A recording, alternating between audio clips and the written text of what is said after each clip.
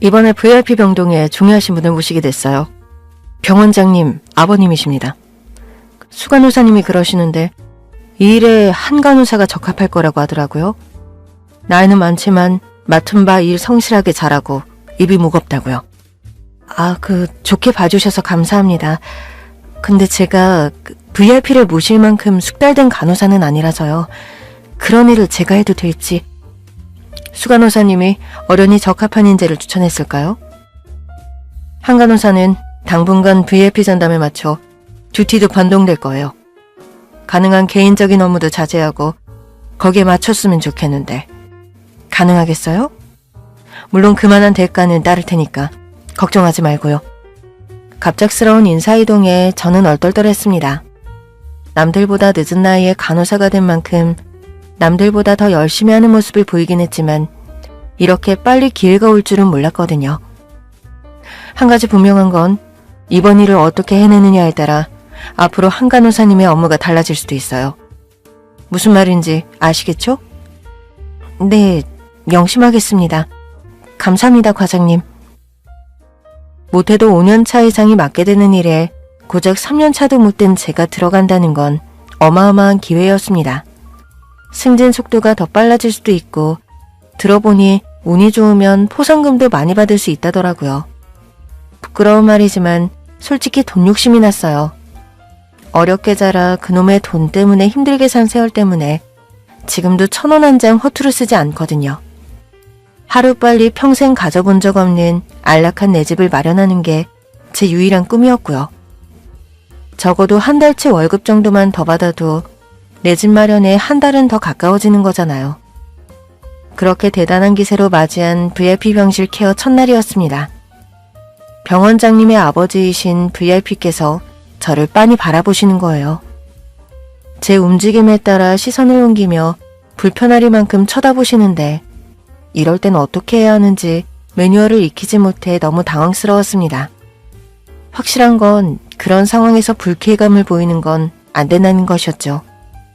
그래서 눈이 마주칠 때마다 어색하게 눈웃음만 짓고 있는데 갑자기 VIP께서 제 손목을 붙잡으시는 거예요. 참 신기하네. 이토록 닮은 사람은 또 처음이야. 홍철아, 너가 보기에도 그러지 않아? 내가 헛것을 보고 있는 거야? 아니요, 아버지. 제가 보기에도 많이 닮았어요. 저를 두고 병원장님과 아버님께서 눈을 마주치며 고개를 끄덕이시더라고요. 전 여전히 당황스러워 어정쩡하게 그 손에 붙들려 서 있었고요. 그러자 병원장님 아버님께서 갑자기 지갑을 찾으시더니 그 지갑에서 사진 한 장을 꺼내 제게 보여주시는 겁니다. 이거 봐요. 참 닮았어. 꼭 하늘이 힘든 수술 앞두고 힘내라고 보내준 사람 같으네. 전 영문도 모른 채 그분이 보여주시는 사진을 보았어요. 대체 누구랑 얼마나 닮았길래 그런 말씀을 하시나 싶으면서도 힘든 수술 앞두고 힘드셔서 그런가 보다 했습니다. 그런데 그 사진을 보고 저도 순간 깜짝 놀랐어요. 대충 보려다 다시 한번 가까이 가져와 유심히 보았거든요. 이분은... 왜? 그게... 저는 좀 머뭇거렸습니다. 혼란스러웠거든요. 분명 그분이 내민 사진 속 주인공은 아는 사람 같았거든요. 전 망설이다 휴대전화에 저장된 사진을 보여드렸습니다. 저희 엄마랑 닮으셔서요. VIP와 병원장님은 제 핸드폰을 가져갔습니다. 사진을 확대해 얼굴을 자세히 보더니 믿기지 않는다는 듯 저를 바라보시는 거예요. 가만, 이거 틀림없이 우리 수희가 맞는데. 네? 저희 어머니 성함이 조수자 희자 조수희 맞는데요. 뭐라고? 어머니가 조수희? 그럼 한 간호사가 수희 딸이란 말이야? 두 분이 경악스러운 표정을 짓는 이유를 저는 알지 못했습니다. 그러기엔 제가 엄마에 대해 아는 게 거의 없었거든요. 저희 엄마는 제가 아주 어렸을 때 병으로 돌아가셨어요. 8살 때의 일이었지만 전 엄마에 대한 기억을 분명히 가지고 있었습니다. 엄마는 참 따뜻하신 분이었어요. 제가 떼를 쓰거나 투정을 부려도 한 번도 언성을 높인 적이 없는 다정한 분이셨죠. 장난으로라도 체벌을 하신 적도 없고요. 그래서 갑작스러운 엄마와의 이별에 어린 마음은 속수무책으로 슬픔에 잠겨버렸죠. 한동안 충격으로 항구증에 걸리기도 했을 만큼이요. 그런데 제가 말을 하지 못한다는 사실을 주변에서 바로 알아차리지 못했습니다. 그만큼 아버지도 할머니께서도 충격이 크셨고 경황도 없으셨거든요. 제 상태가 이상하다는 걸 아시게 된 건 가정방문을 오셨던 담임 선생님 덕분이었어요. 연수 어머니 일은 정말 안타깝게 생각합니다. 제가 여기까지 온 건 아버님께서 연수 상태를 잘 인지하지 못하고 계신 것 같아서예요. 우리 연철이가 지금 정신이 하나도 없어서 애를 못 챙겼어요, 선생님. 제가 먹이고 입히고 하는데 나도 종일 순대 팔아 집을 비워서 애를 잘 못 살폈네요. 그럼 연수가 말을 못하는 것도 모르세요? 예? 선생님, 그게 무슨 말씀이세요? 연수가 말을 못한다니요. 그냥 애가 힘들어서 말을 안 하는 줄은 알았지만 아무래도 어머니 일이 연수에게 큰 충격이었던 것 같아요. 심리적으로 큰 충격을 받을 경우 말을 잃기도 하거든요. 그럼 어떻게 해야 해요? 우리 연수, 우리 불쌍한 내 새끼 어떻게 해야 해요? 할머님, 일단 병원 한번 가보세요. 연수 같은 경우는 오랜 시간 심리치료가 필요할 겁니다. 너무 늦어지지 않도록 신경을 쓰셔야 할 것 같아요. 하지만 제가 병원 치료를 받게 된 것은 그로부터도 얼마 후의 일이었어요.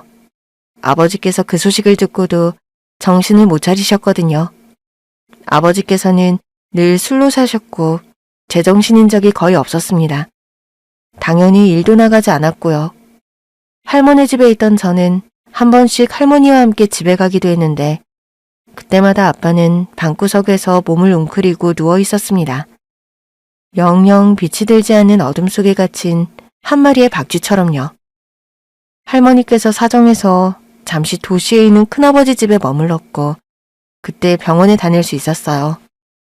큰어머니는 저를 맞게 될까봐 우려하시면서도 엄마 잃은 충격에 말문이 막힌 저를 불쌍히 여기셨죠. 서방님, 언제까지 이러실 거예요? 연수 보기 부끄럽지도 않으세요? 연수 지금 마음에 병이 들었대요. 서방님 힘든 건 알지만 자식 생각해서라도 정신 똑바로 차리셔야죠. 죄송합니다. 죄송합니다, 형수님. 미안하다, 연수야. 미안하다. 제발 좀 정신 좀 차려보라고요. 술 좀 그만 마시고 좀 씻고요. 행여 어머님까지 가시면 그때는 연수 어쩌시려고 그래요? 지금 남 믿고 그러는 거예요? 저 분명히 말해두는데요. 저 연수 못 키워요. 아니 안 키워요. 그러니까 정신 차려요. 알았어요? 큰아버지, 큰어머니, 할머니까지 돌아가면서 아버지를 질책했지만 소용없었습니다. 어머니를 병으로 떠나보내던 그날 저는 다정하고 친구 같았던 아버지도 잃었던 거예요. 술에 취한 아버지가 교통사고로 돌아가셨다는 소식은 꼬박 1년 후의 일이었죠. 저는 그렇게 9살에 고아가 됐어요. 친척이라곤 큰아버지 하나였는데 절대 못 키운다고 못 박아서 결국 할머니 집에서 살게 됐습니다. 하지만 1년 사이에 며느리도 모자라 아들까지 잃은 할머니께서도 기력이 빠르게 쇠하셨어요. 그래도 본인 아니면 제가 고아원이라도 가게 될까봐 아픈 몸으로 오래 버티셨죠. 연수야, 이 할미 가거든. 눈 딱 감고 네 큰아버지한테 가라. 가서 울고 빌어서 고등학교 졸업할 때까지만 붙어 있어라. 알았지? 그런 소리 하지 마. 나 할머니 옆에 붙어 있을 거야. 큰아빠 집에 가기 싫어. 할미가 그때까지 살란가? 그런 소리 하지 말라니까. 나 엄마도 없고 아빠도 없는데 이제 할머니까지 없으면 어떻게 살아. 큰아빠도 큰엄마도 나랑 같이 살기 싫어하는 거 다 알아. 수정 오빠랑 효주도 나 별로 안 좋아해. 할머니도 알잖아. 그러니까 제발 그런 소리 하지 말고 아프지 마. 애석하게도 부모 잃고 마음 기댈 곳 하나 없는 16 소녀를 두고 할머니는 결국 세상을 떠나시고 말았어요. 불행 중 다행인 건 제가 고아원으로 가진 않았다는 거예요. 할머니께서 마지막으로 한 당부 때문인지 큰아버지는 저를 고아원에 보내진 않으셨죠. 하지만 저를 집에 들이던 날 차갑게 굳은 얼굴로 제게 그러셨어요. 매정하다고 생각할지 모르겠지만 나는 연수 너를 딱 성인이 될 때까지만 책임질 생각이다. 솔직히 말해서 너 위해서 하는 거 아니야. 그래야 내 마음이 편해지니까. 나중에 어머니한테도 연철이한테도 괜한 원망 들을 필요 없으니 하는 거야. 감사합니다. 그러니까 마음 단단히 먹어라. 연수 너는 그래야 살 수 있어. 알겠니? 네. 무슨 말인지 알아요. 큰아버지와 큰어머니께는 감사해요. 저를 대단한 사랑으로 품어주신 건 아니지만 그래도 책임감에 저를 성인이 될 때까지는 보살펴 주셨으니까요. 부모님께서 제 앞으로 남기신 재산이라곤 살던 낡은 아파트 하나였는데 그건 아마 큰아버지가 가져가셨을 겁니다. 힘들 때 그 재산을 어영부영 놓쳐버린 건 후회했지만 솔직히 달란 소리는 못하겠더라고요. 대단한 돈으로 키워주신 건 아니어도 고아원에서 살아 눈칫밥 먹는 일은 없었으니까요. 가족이라기보다는 동거인으로 살면서 큰어머니가 딱 한 번 제 어머니에 대한 이야기를 한 적이 있어요. 동서도 참 무심하지. 그 잘난 외가만 알려줬어도 연수 네가 덜 힘들었을 텐데. 네 아버지를 너무 믿었나 보다. 제 외가요? 넌 엄마한테 들은 게 정말 아무것도 없어? 한 번도 외가 이야기는 하신 적 없어요. 제가 어려서 기억을 못하는 걸 수도 있지만요. 혹시 알고 계신 거 있으세요? 나도 잘 몰라. 동서는 자기 집안일에 입이 천근만근이었으니까. 하나 아는 건 대단히 잘 사는 집이었다는 것뿐이야. 집안 반대로 집을 나와서 너네 아빠 만나서 산 거거든. 그 외가나 알았으면 그 잘난 외가 도움받아 네가 고생할 필요도 없었을 텐데. 사람이 이렇게 한치 앞을 모른다. 잘 사는 집안에서 태어나 반대한 결혼을 했을 것이다. 그게 전부였습니다. 그 일은 제 기억에서 빠르게 잊혔어요. 확실하지 않은 이야기일 뿐더러 외가를 알고 있는 엄마가 안 계시니 그 사실을 가지고 있을 필요도 없었거든요. 저는 고등학교 졸업한 후 숙식이 제공되는 공장에 취업했습니다. 4명이 한 방을 쓰고 기숙사 생활을 하며 공장에서 번 돈을 한 번도 허투루 쓰지 않고 모았어요. 그렇게 2년을 일해 보증금을 얻어 원룸 전세를 얻을 수 있었죠. 부모복은 없어도 나름 인복은 있었는지 함께 지내던 동료들이 참 좋은 사람이었습니다. 명절에 갈 곳 없다고 챙겨주고 수시로 제 원룸을 찾아와 빈 냉장고를 채워주곤 했어요. 그러던 어느 날 1살 위인 언니가 저보고 쉬는 날 서울에 놀러 가자고 하더라고요. 서울이요? 갑자기 서울은 왜요? 나 내일 동생 만나러 가거든. 내 동생이 연세대생. 우와, 언니 동생 공부 되게 잘했나 보네요. 그러니 내가 이러고 동생 뒷바라지에도 보람이 있지. 모처럼 만나서 밥 먹기로 했는데 연수 너도 같이 가자. 너 보니까 쉬는 날이면 맨날 집에만 있는 것 같던데 젊음이 아깝지도 않아? 쉬는 날은 여기저기 구경도 다니고 놀기도 하고 그래야지. 쉬는 날 제대로 쉬어야 일할 때 덜 피곤해서요. 어떻게 노는 줄도 모르겠고. 그러니까 같이 갔다 오자고. 서울 구경도 하고 맛있는 것도 먹고. 내가 맛있는 거 사줄게. 언니의 제안에 생각지도 않았던 서울 구경을 떠나게 됐고 그게 제 빌어먹을 운명의 시작이었던 겁니다. 언니의 동생은 연세대에 다니는 의대생이었어요. 저는 문턱도 못 밟아본 대학에 다닌다는 것도 대단한데 의대생이라고 하니 생각보다 훨씬 잘나 보이더라고요. 그런데 그날 언니가 밥 사주겠다고 부른 동생이 자기 친구까지 데려온 겁니다. 그때 그 자리에 나왔던 게 전 남편이었어요. 넷이서 점심을 먹고 카페도 가고 그러다 언니가 동생이랑 잠시 자리를 비웠을 때였어요. 정민이 누나랑 같이 일한다고? 그럼 너도 공장에 다니는 거야? 응. 무슨 공장인데? 막 기계 다루고 그러는 공장인가? 공장이 다 그렇지. 그냥 빵 포장하고 그런 곳이야. 야, 대단하다. 멋져 보이네? 난 기계 같은 거 잘 못 다루거든. 그리고 공장 가서 일하는 것도 못할 것 같은데. 넌 나랑 동갑이면서 여자인데도 공장에서 일한다는 게 정말 대단한 것 같아. 벌써 돈을 버는 거잖아. 그때 남편이 했던 말은 뜻밖이었어요. 자격지심 때문인지 의대생이라고 제 신세를 깔볼지도 모른다고 생각했거든요. 그런데 그렇게 잘난 애가 편견 없이 절 대해주니 좀 놀랐던 거예요. 그 사람은 그야말로 공부밖에 모르는 공부벌레였습니다. 중학교 때부터 전교 최상위권에서 벗어난 적이 없이 충실하게 공부만 하다 의대에 들어간 케이스였어요. 그래서인지 어떤 면에서 보면 저랑 닮은 점도 있었죠.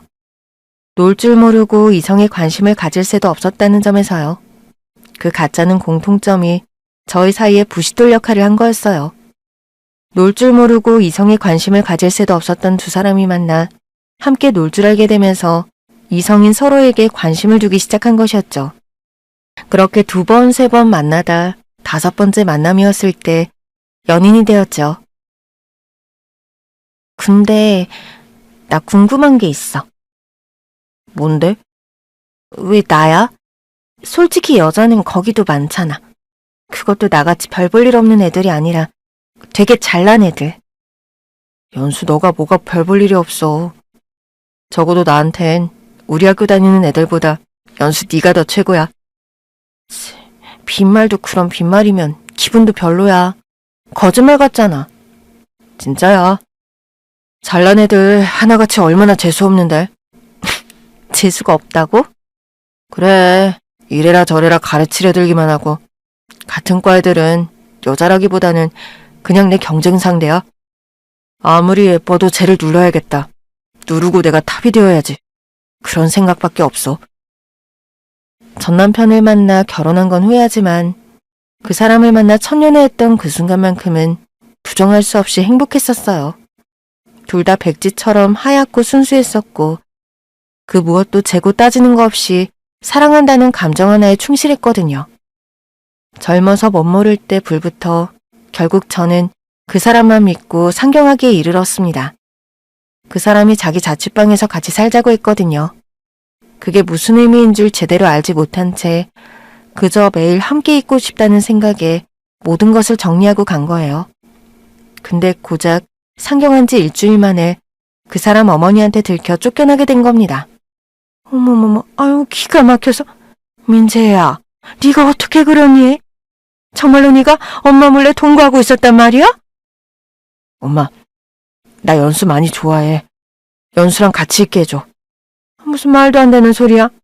너 이거 정말 있을 수 없는 일이다. 엄마는 너를 군더더기 없이 키웠어. 이런 부스러기 같은 것들이 붙지 않게 하려고 정말 최선을 다해 키웠다고. 그런데 어떻게 실망을 시키니? 누가 엄마가 나 대충 키웠대? 나도 알아. 엄마가 나 의대 보내려고 최선을 다한 거. 근데 그건 그거고 이건 이거잖아. 어떻게 그거랑 이게 다를 수가 있어? 너 이런 애 만나 통과하겠다는 건 그냥 인생 막 살겠다는 거야. 엄마가 귀하게 설계한 네 인생에 죄를 뿌리겠다는 거라고. 연수 있는 데서 말을 어떻게 그런 식으로 해? 지금 얘 기분 상하는 게 문제니? 엄마 속 터지는 건 안 보여?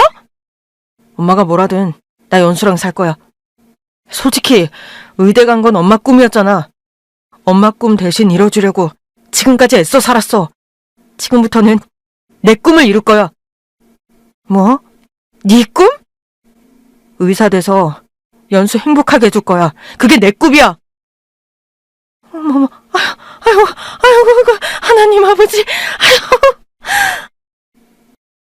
그 사람은 기어이 자기 어머니 말을 거스르고 저를 지켰어요.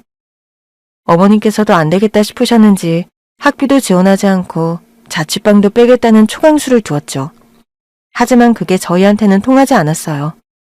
제가 3년 가까이 번 돈이 있었고 전 그 돈을 그 사람 뒷바라지에 쓸 준비가 되어 있었으니까요.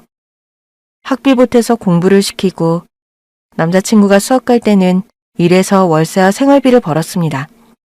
의대생이라 함께 있는 시간이 그렇게 많진 않았지만 하루에 한 번 얼굴을 보고 함께 잠드는 것만으로도 너무 행복했어요.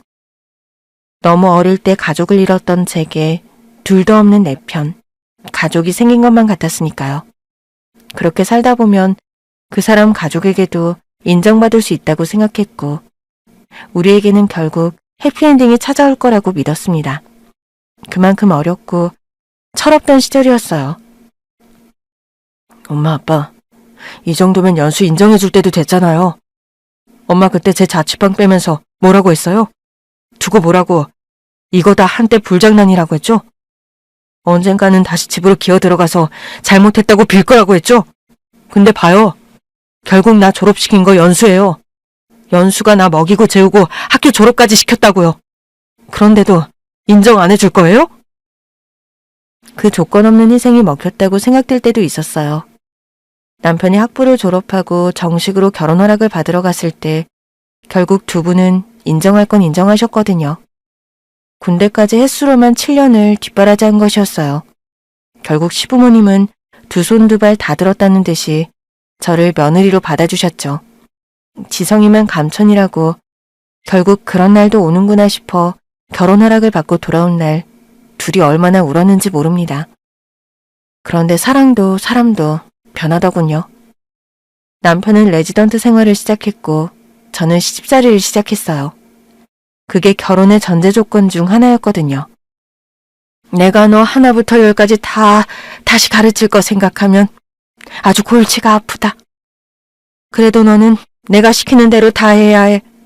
고아의 대학도 못 나온 너를 며느리로 받은 내 심정을 알려면 너 반드시 아들 낳아야 할 거다. 그래서 나중에 너 같은 며느리 봐야 해. 어머니께서는 정말 혹독하게 시집살이를 시키셨어요.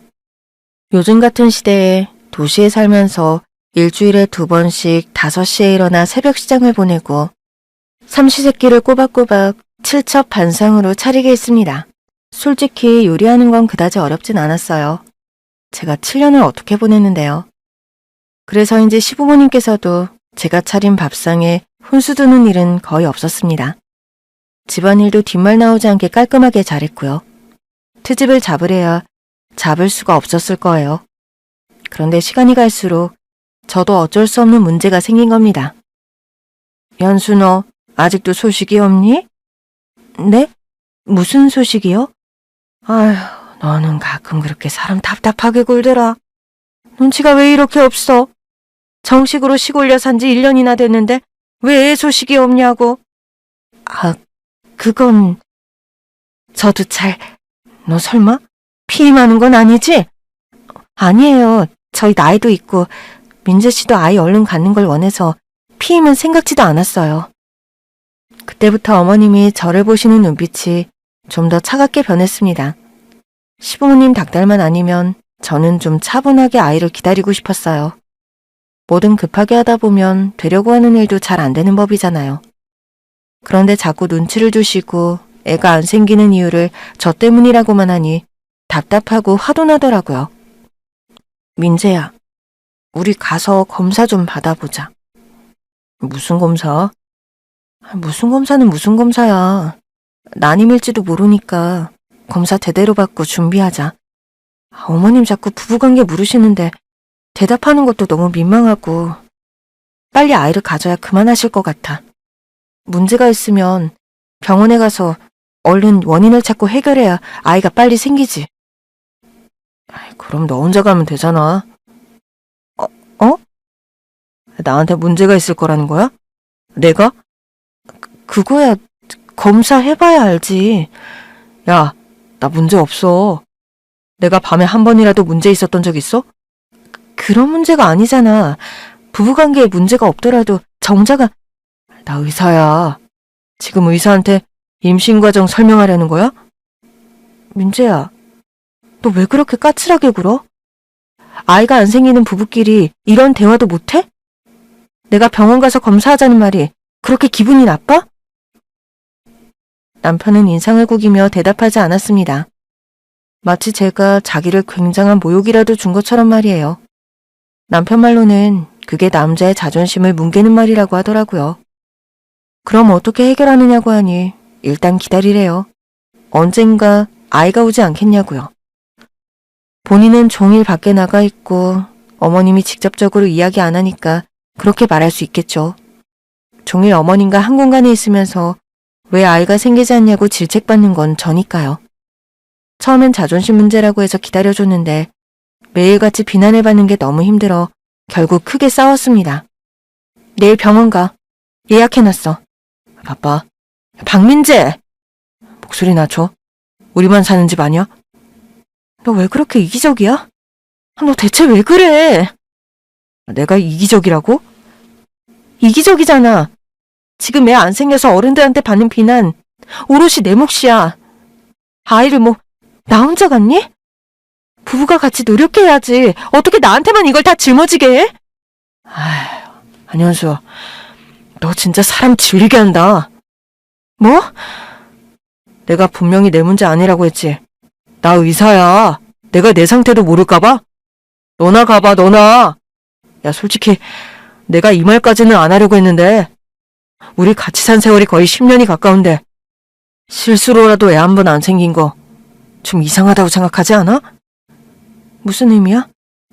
네가 더 잘할 것 같은데? 무슨 의미로 하는 말이냐고. 똑바로 말해. 너 공장에서 뭐? 공장? 그런 공장 기숙사는 남자 많아서 어울리기 되게 쉽다던데. 동물의 왕국처럼 이 방 저 방 다니면서 젊어서 몸 함부로 쓴 여자들이 애 여러 번 지으면 나중에 생기려고 해도 안 생긴다고. 순간 너무 화가 나서 참을 수가 없었습니다.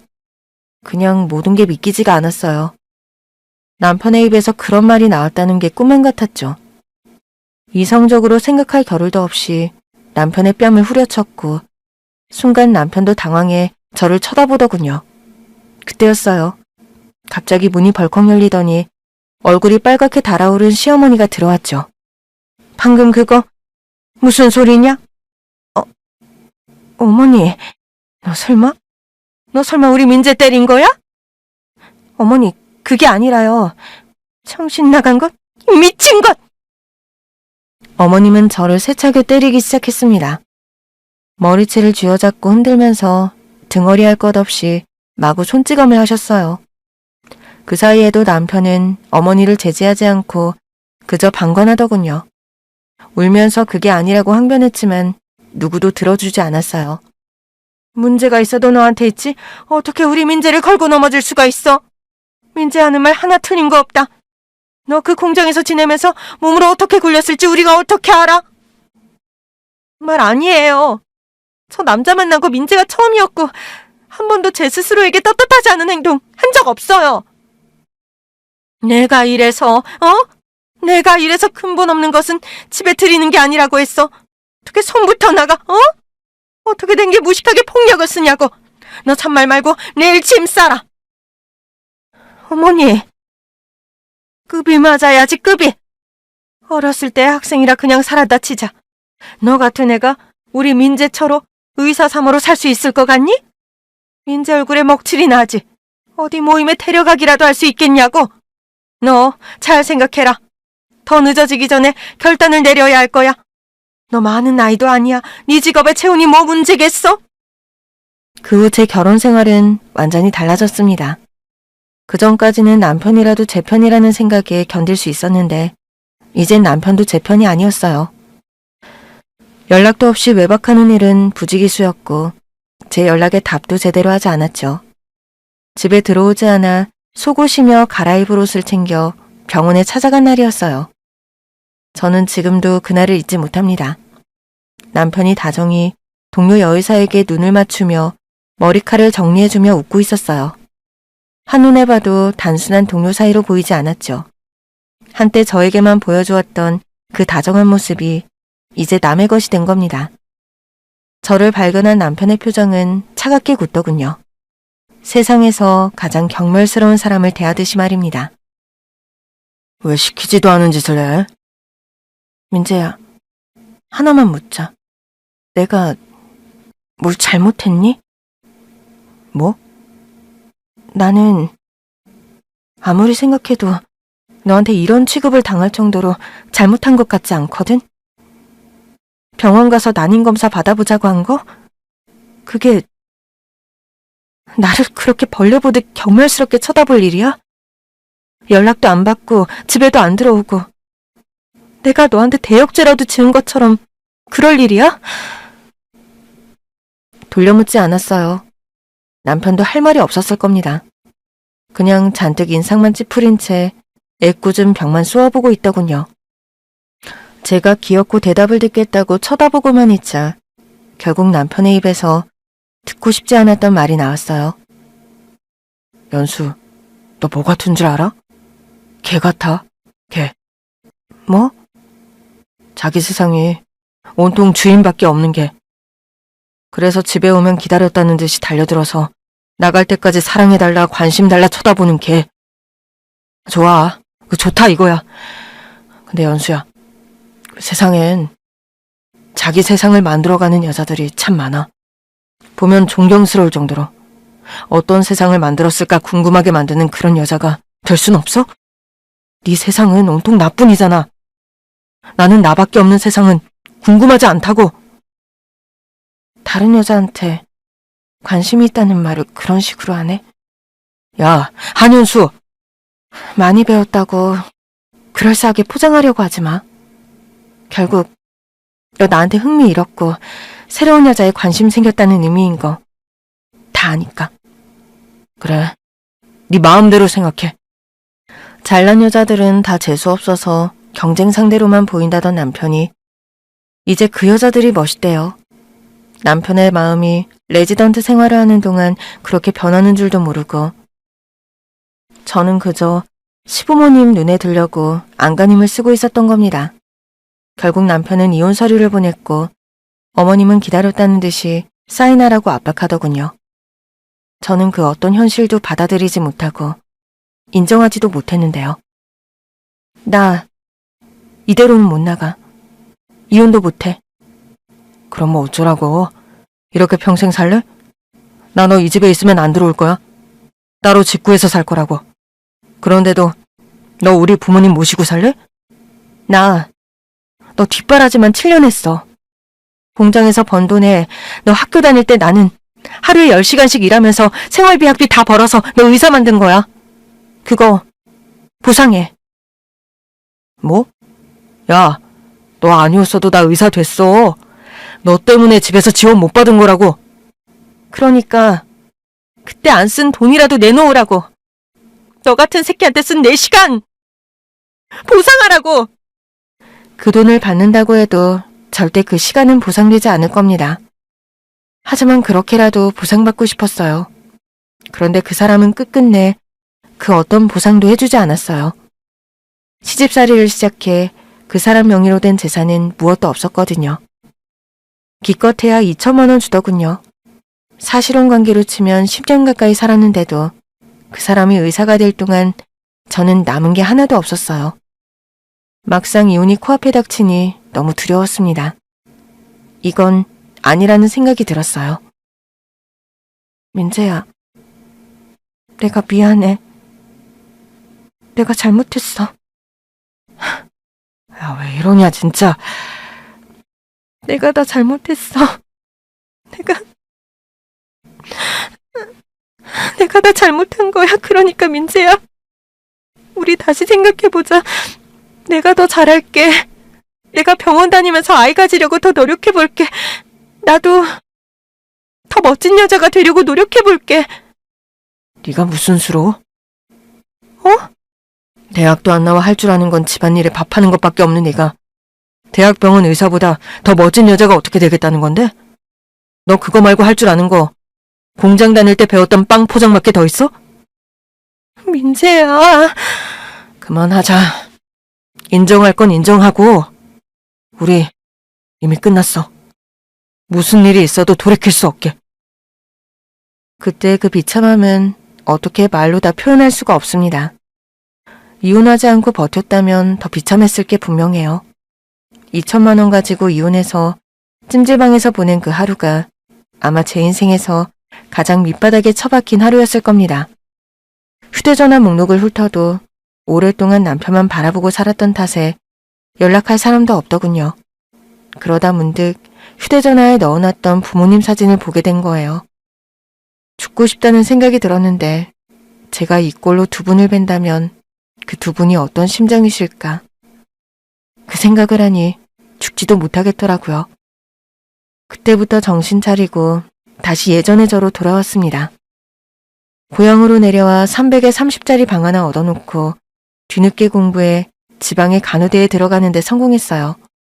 많이 늦은 나이였기에 더 필사적이었고 공부와 아르바이트에 내일이 없는 사람처럼 살았죠. 그렇게 지방대 출신으로 바늘구멍보다 더 들어가기 힘들다던 대형 병원에 입사해 3년차가 된 거예요. 불과 몇 년 전까지만 해도 VIP 병실 간호사라는 건 상상도 할 수 없었던 처지였죠. 그런 제 눈앞에 또 다른 인생 역전이 기다리고 있었던 겁니다. 한현수 간호사? 그 갑작스럽고 당황스러운 이야기겠지만 이 사진 속 여자는 내 여동생이에요. 그런데 이 조수희, 이 여자가 한현수 간호사의 어머니라는 게 틀림없는 사실인가요? 제가 왜 그런 거짓말을 하겠어요? 여기 사진도 있잖아요. 외가에 대한 이야기는 제대로 들은 게 없어서 저도 몰라요. 저야말로 되묻고 싶네요. 정말 제 어머니의 가족이라고요? 수희는 어딨니? 애타게 딸을 찾는 VIP의 얼굴에 저는 순간 멈칫했습니다. 자기 딸이 세상을 떠났다는 사실조차도 모르고 있었더라고요. 결국 저는 제 과거를 비롯해 어머니에 대해 이야기했고 VIP도 병원장님도 많이 괴로워하셨습니다.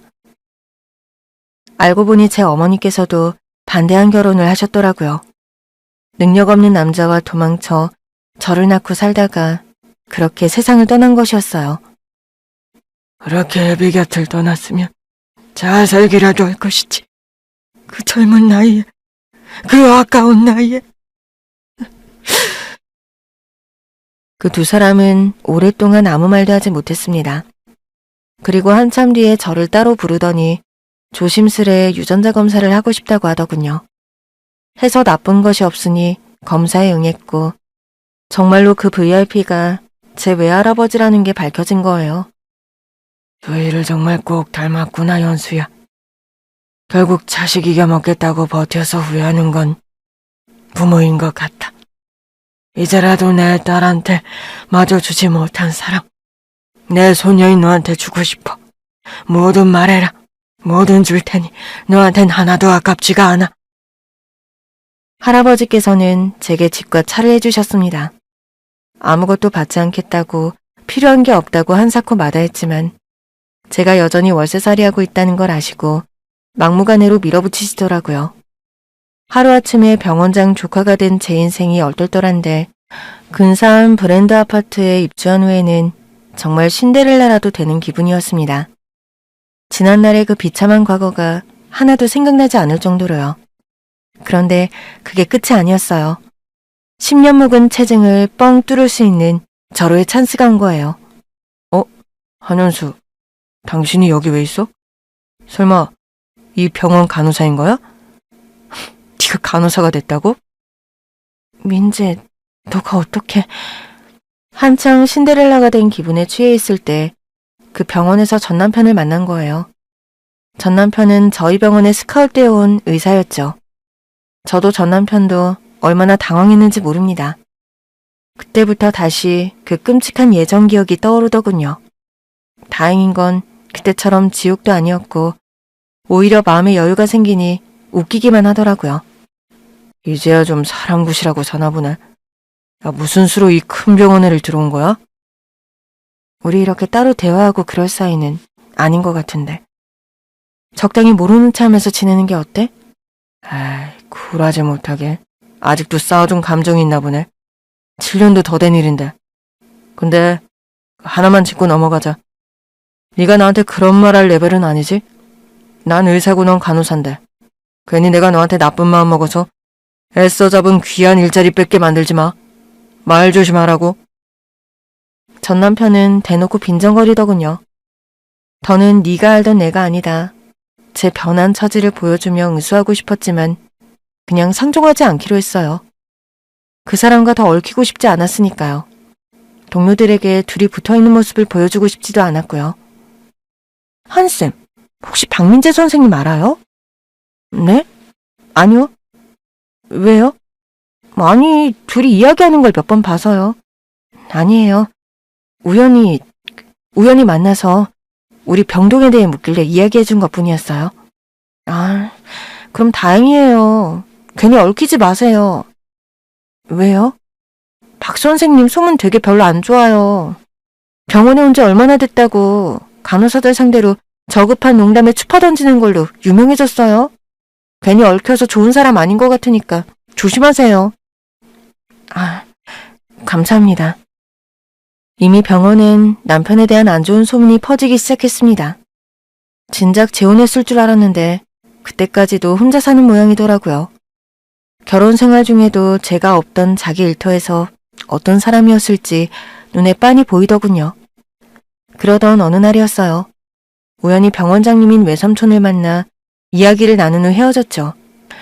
그날은 VIP인 외할아버지께서 수술 후 완전히 회복하신 것을 기념하는 식사 자리가 있는 날이었거든요. 그런데 제가 병원장님과 함께 있는 모습을 전 남편이 본 겁니다. 야, 오르지도 못할 나무는 함부로 쳐다보는 거 아니야? 무슨 말을 하고 싶은 건데?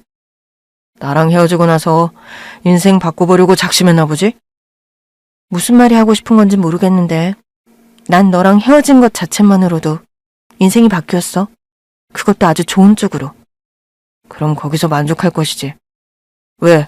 그 병원장 내연녀라도 돼서 한몫 챙겨야지 싶어? 뭐?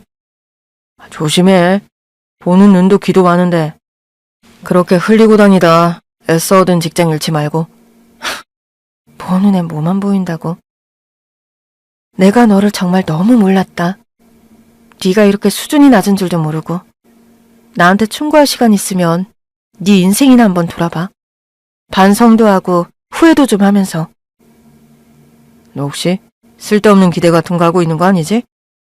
뭐?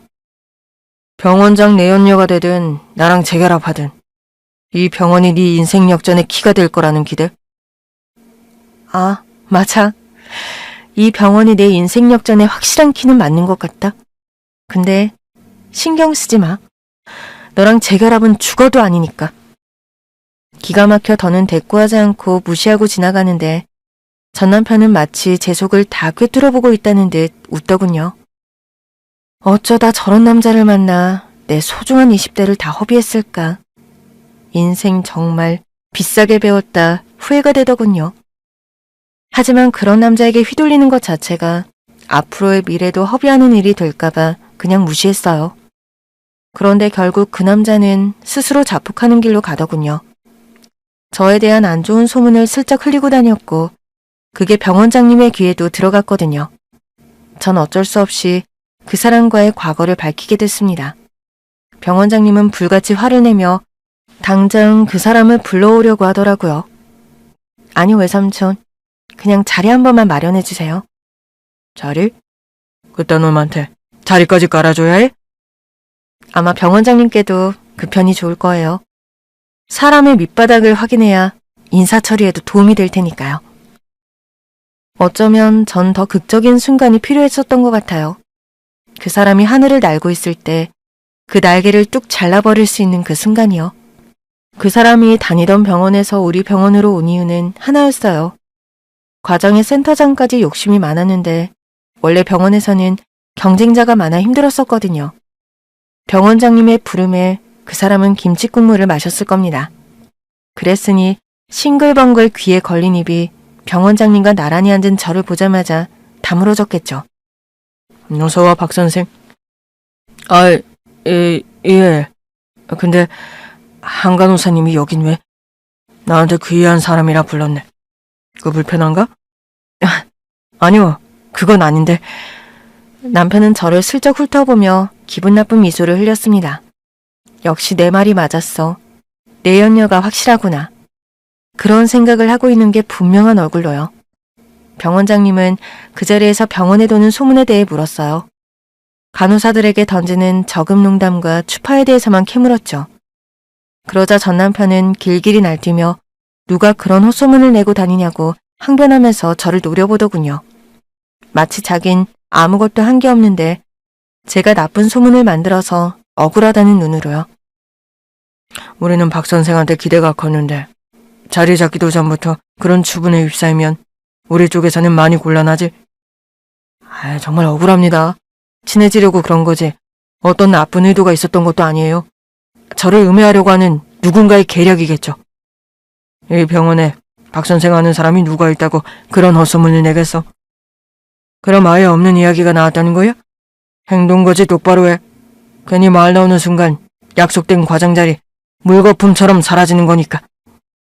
그러는 병원장님이야말로 조심하시죠. 뭐? 이렇게 공적인 자리에 여자 동석하고 오는 건 병원장님으로서 보일 수 있는 옳은 행동은 아니지 않습니까? 여자? 한현수 간호사 말이야? 한현수 간호사는 내 조카일세. 내게 귀한 사람이라고 한 것을 그런 식으로 오해했나? 조카요? 저 한현수 간호사 잘 아는 사람입니다. 저 여자는 부모도 연락하고 살 친척도 없는 사람이에요. 그런 사람이 번듯한 병원에 병원장 조카라고요?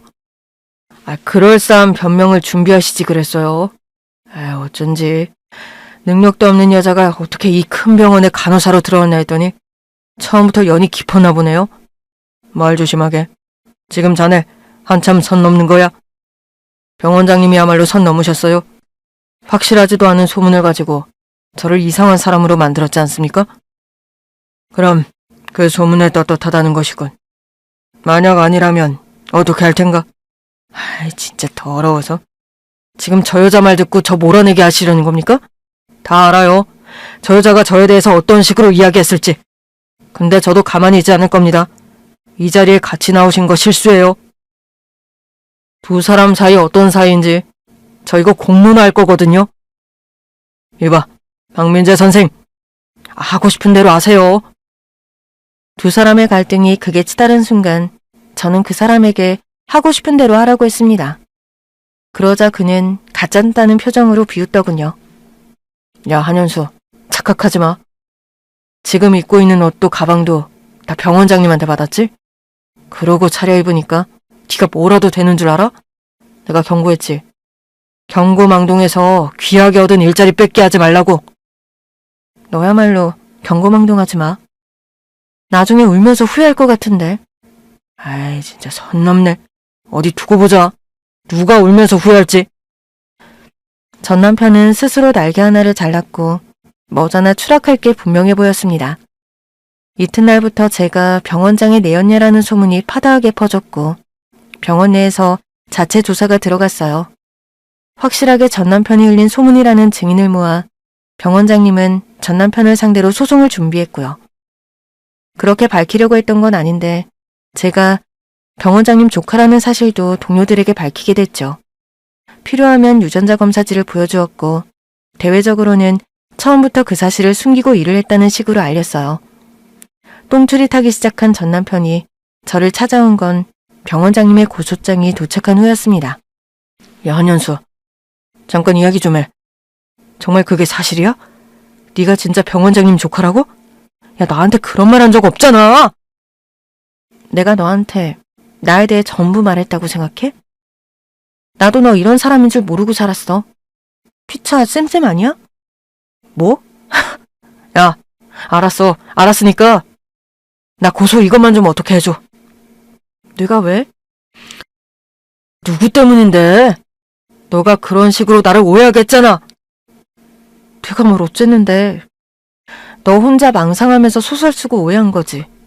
내가 병원장님 손을 잡았니? 품에 안기기라도 했니? 그냥 병원에서 이야기 몇 번 한 거. 그 자리에 함께 나가 앉은 거. 그게 전부잖아. 연수야, 알았어. 내가 오해했어. 내가 진짜 큰 오해를 했다. 그러니까 고소만 취하해줘. 괜히 이거 말 나오면 나 곤란해진다고. 그게 나랑 무슨 상관인데? 야, 한현수, 너 진짜 이럴 거야? 1억? 뭐?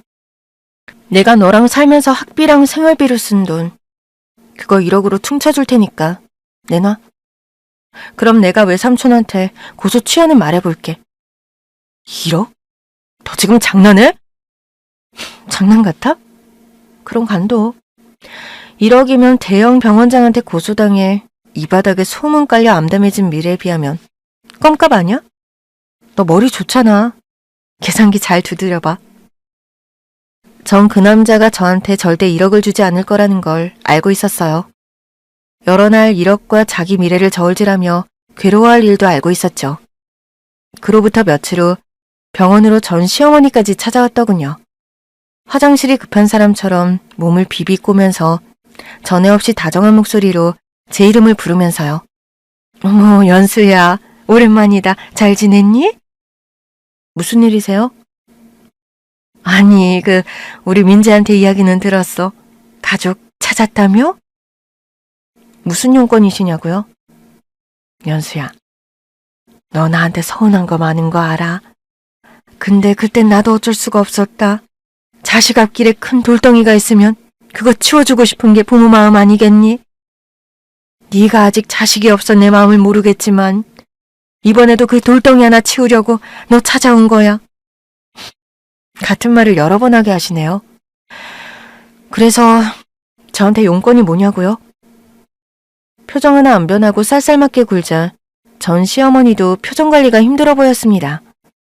아무리 상황이 역전됐다고 해도 어디 감히 싶었을 거예요. 미안하다. 우리 민재 일만 좀 어떻게 해결해주면 안 되겠니? 듣자하니 네가 그럴 만한 힘이 있다는 것 같은데 이혼했다고 그냥 막 남은 아니잖아. 막말로 너희가 부부처럼 산 세월이 10년이 다 돼가는데 이렇게 막 정없이 굴지는 말자. 응? 그 10년에서 저 며느리로 인정해주신 순간은 얼마 안 되는 걸로 아는데요. 그 집에서 살면서도 제가 며느리였나요? 그냥 그 집 도우미 취급하지 않으셨어요?